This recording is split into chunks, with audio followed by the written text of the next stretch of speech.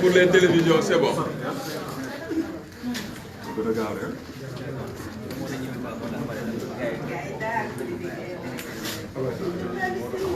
C'est bon hein, pour toutes les télés. On peut démarrer.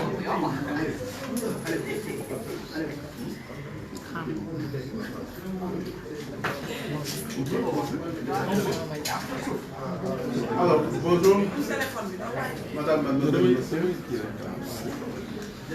Merci donc d'être venu couvrir cette première. S'il vous plaît.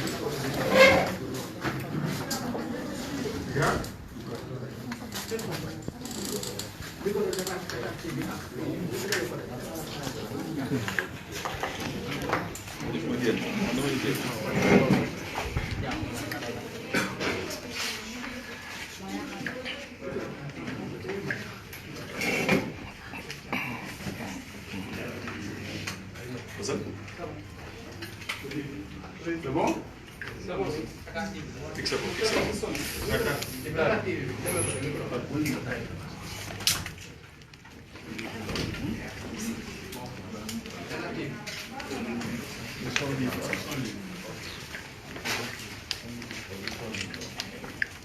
Merci donc d'être venu ouvrir cette première conférence de presse de la coalition Taxawu Sénégal avec Khalifa Ababacar Sall. C'est l'occasion de vous remercier pour tout le rôle que la presse a joué durant tout ce processus-là. De remercier aussi tous ceux qui ont rendu cette candidature-là possible. C'est peut-être l'occasion pour nous, à l'entente de cette conférence de presse, de remercier l'équipe qui est là, de remercier aussi l'ensemble des Sénégalais qui ont voulu offrir leur parrainage au candidat Khalifa Ababacar Sall. C'est pour nous aussi l'occasion de féliciter et de remercier personnellement M. Idrissa Diallo, qui a été le coordonnateur du parrainage pour le compte de notre coalition. Il a fait de telle belle manière qu'en fait nous avons largement dépassé les quotas que nous étions fixés et les quotas que nous avions fixés aux différents départements. Khalifa Ababacar Sall est devenu notre candidat par délibération de nos différents partis. Nous avons donné donc acte de sa candidature et nos différents partis se sont constitués en coalition pour porter sa candidature. Ça a été aussi l'œuvre magnifique de Babacar Thioiba que vous voyez là, qui est aussi le candidat désigné de la coalition Manko Taxawu Sénégal. Manko Taxawu Sénégal. C'est encore sous les législatives. Mais à partir du moment où Khalifa Sall est devenu notre candidat, pour nous, ce n'est plus le maire de Dakar arrêté. Ce n'est plus une histoire de caisse d'avance de la mairie de Dakar. C'est devenu notre candidat. Et la lutte pour sa libération, la lutte pour protéger sa candidature, pour créer les conditions pour qu'il se présente comme tous les autres candidats à la prochaine présidentielle, devient notre lutte à nous tous. Ce n'est pas la lutte des gens du PS de valeur, ce n'est pas la lutte des conseils municipaux de Dakar, ce n'est pas plus la lutte de Dakar, c'est la lutte de tous les Sénégalais, sensibles aux principes démocratiques et au respect des principes de l'état de droit. Le Sénégal n'est plus une démocratie. Nous ne sommes pas dans une situation de dictature rampante. Nous sommes aujourd'hui totalement installés dans une dictature dans notre pays. C'est juste une dictature subtile. Mais nous sommes dans une dictature. Ce qui est en train de se passer dans notre pays, c'est du jamais vu. Jamais, dans l'histoire de notre pays, on a assisté à une situation telle que celle que nous sommes en train de vivre aujourd'hui. Nous avons entendu du n'importe quoi. C'est-à-dire que nous avons entendu des choses graves, graves pour tout le monde. On nous a même dit que lorsque quelqu'un aujourd'hui est arrêté et que son procès a été jugé inéquitable, on peut quand même continuer à valider tous les actes de procédure dès lors qu'on a accepté de nous verser une somme d'argent. On nous a dit ça dans notre pays. Ça veut dire que demain, si on arrête un journaliste ici, on le torture.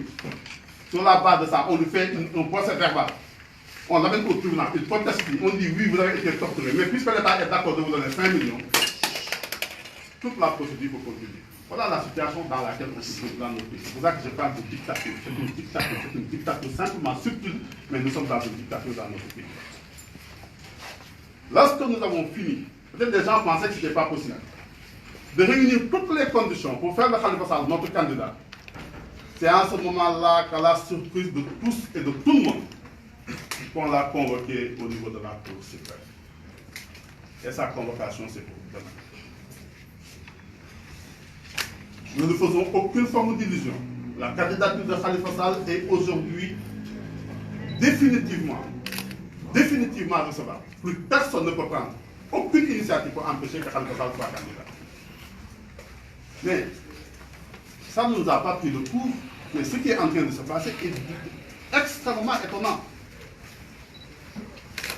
Khalifa Sall va aller répondre demain devant la Cour suprême, alors que lui-même avait déjà saisi la Cour suprême il y a 3 ans, au fin de faire annuler le décret, vous vous rappelez, sur l'entente Kadakar. On a oublié cela. Aujourd'hui, vous avez des centaines et des centaines de milliers de dossiers qui sont en souffrance au niveau de la Cour suprême. On a oublié tous ces dossiers-là et on a pensé qu'au seul dossier de Khalifa Ababacar Sall.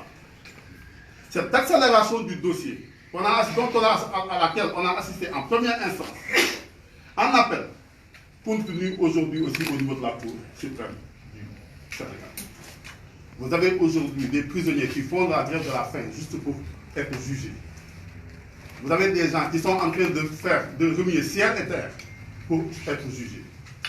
On les oublie tous et on ne se concentre que sur le cas de Khalifa Ababacar Sall. Parce que la question n'est pas une question judiciaire.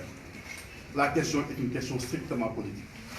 L'ingénierie juridique dans cette affaire-là et l'ingénierie judiciaire a simplement consisté à voir comment faire pour que Khalifa Sall ne puisse pas être candidat.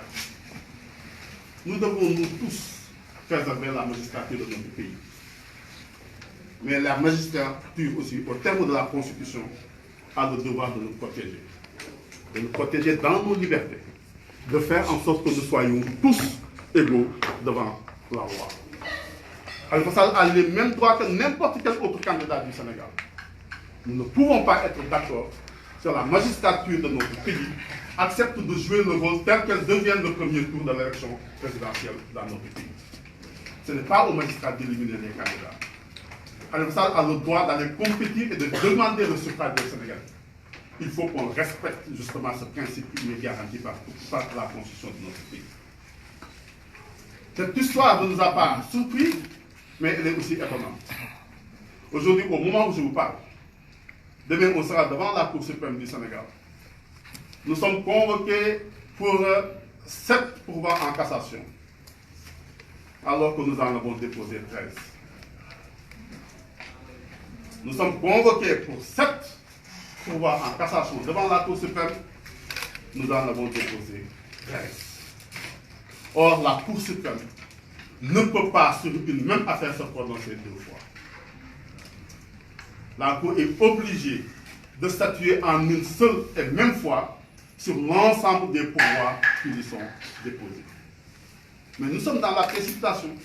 Les gens sont tellement pressés d'éliminer le candidat Khalifa qu'ils oublient de respecter les moindres procédures. Ils oublient même le nombre de pouvoirs. On n'a même pas pris le temps de répertorier tous les pouvoirs qui ont été déposés pour les programmer en une seule et même fois. Je ne vois pas dans ces conditions-là comment demain on peut tenir un pouvoir en cassation. Comment demain le juge peut vider le pouvoir en cassation sur cette histoire concernant Khalifa Ababacar Sall. Nous ne pourrons pas d'ailleurs dévoiler tout ce qui se passe dans ce dossier-là, parce que nous sommes aussi dans une stratégie. Demain, pour ceux d'entre vous qui seront au tribunal, vous vous rendrez compte à quel point les gens ont bâclé ce dossier-là, à quel point les gens se sont précipités, à quel point les gens n'ont eu d'œil que de trouver le moyen de bloquer la candidature de Khalifa Ababacar Sall. Ce que nous sommes en train de dire, et j'allais commencer par ça, c'est que oui, nous pouvons rester dans les civilités républicaines. nous pouvons donner à la magistrature tout le respect que nous devons en tant que citoyens, parce qu'elle constitue un pouvoir dans l'aménagement institutionnel dans notre pays. Mais quand même, les choses ont une limite. Il ne faut pas continuer tous, simplement, à faire des dénonciations de principe. Là où c'est les fondements de la République, c'est le fondement de l'état de droit qui sont attaqués. À partir d'un certain moment, et je pense qu'on arrive en ce moment-là, il est temps de dire, il sera temps de dire, maintenant ça n'est assez. Doit de ce à la place de cette bataille de principe, des conférences de presse, des déclarations des uns et des autres, toutes les organisations défendent les droits de l'homme en ont parlé. La CEDEAO en a parlé. Les Nations Unies en ont parlé. L'UP en a parlé. L'UMS, même, qui devait être solidaire de ses propres membres, a dit par son président que nous étions dans une précipitation dans ce dossier-là. Tout est suspect dans cette affaire. À partir d'un certain moment, nous n'avons même plus simplement le droit de nous opposer, de combattre. Nous en avons le devoir. Pas simplement nous autres de la coalition, mais nous tous en tant que nous sommes des citoyens sénégalais, parce que c'est les fondements de notre République et c'est les fondements de l'état de droit du Sénégal qui seront attaqués. Et personne d'entre nous n'aura le droit d'être complice, même si ce n'est que par son propre silence. Je vous remercie en donnant la parole à Pierre Bandeli. Vous faites d'abord. Wolof d'abord. D'abord, oui, Non, d'abord. Je ne vais pas me demander de parler en Wolof alors que Cheikh Bamba dit. Attendez. Attendez. Donc vous dites que le Bamba va faire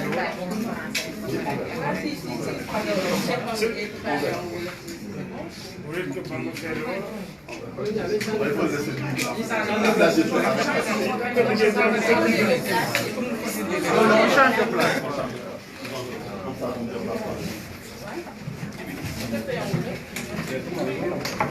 C'est bon. Je me demande, je me demandais ça.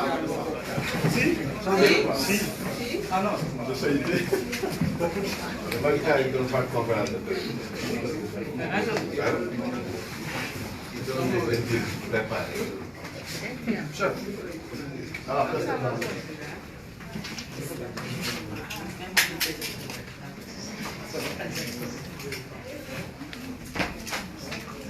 Merci. Je voudrais simplement rappeler à tous nos concitoyens et aux médias internationaux présents la chronologie des événements. On l'a dit et il faudra suffisamment le répéter pour que tout le monde sache dans quelle situation le Sénégal sous Macky Sall se trouve. Déjà depuis 2012, où nous avons tous contribué par la démocratie, par les luttes politiques, à faire de Macky Sall un président de la République dans les règles, même si le combat à l'époque était très difficile. Nous avons malheureusement constaté que tous les acteurs politiques qui croient en la démocratie, qui croient à la liberté, à l'exercice libre de cette liberté, se sont retrouvés dans une situation de précarité, dû simplement au fait que, depuis 2012, il n'a jamais cessé de rappeler qu'il veut un deuxième mandat. Et quiconque n'est pas dans cette dynamique est devenu, je ne dis pas son adversaire, mais un ennemi à abattre. En d'autres termes, voici un homme qu'un système démocratique qui a fait notre fierté a aidé à élire et qui a décidé tout le jour qu'il n'en a que faire de la démocratie, de l'état de droit et de l'exercice des libertés. Depuis les élections locales, vous avez tous constaté un acharnement que rien n'explique. Rien n'a été négligé. Tous les corps de contrôle de l'État ont été sollicités pour écraser, pour éradiquer le phénomène Khalifa Ababacar Sall. La police a été mise en contribution, le parquet, tous les ministres de la justice qui se sont succédés à la tête de ces ministères, et tous nous avons constaté le déni de droit, l'injustice, l'acharnement, le refus que rien n'explique de voir Khalifa Sall exprimer le moins de ses libertés qui a existé au moment où son dossier a atterri à l'Assemblée nationale. Les violations de ses droits, présomption d'innocence négligée, un procès totalement inéquitable. Je me demande qu'est-ce qu'il faudrait de plus pour dire et justifier encore que nous sommes en face d'une cabale qui n'a rien à voir avec les principes de l'état de droit et avec une justice qui veut s'exercer dans les meilleures conditions. Il n'est pas acceptable qu'un citoyen puisse passer un jour en prison si ce citoyen-là est innocent des faits qui lui sont reprochés. Nous avons combattu avec Khalifa Sall, nous l'avons soutenu, nous l'avons accompagné.